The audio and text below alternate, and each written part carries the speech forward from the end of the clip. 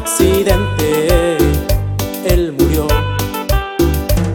Su amo se unió de su cuerpo y al darse cuenta que había muerto, él lloró por ella. El tiempo pasó, ya no puede más y hoy la tiene que cuidar.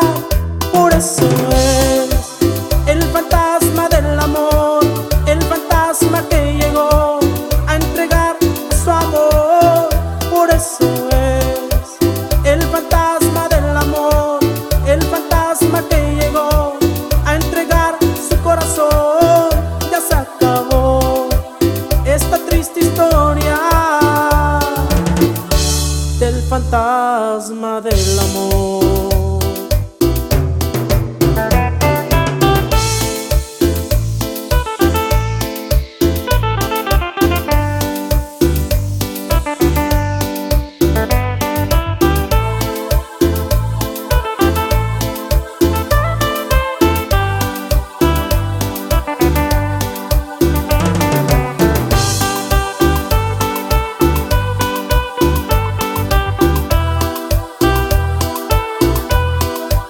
Esta es la historia de una pareja que están enamorados. Oh, oh.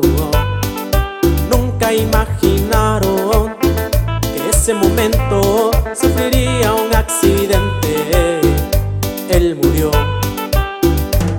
Su amo se unió de su cuerpo y al darse cuenta que había muerto, él lloró por ella. El tiempo pasó, ya no puede más y hoy la tiene que cuidar.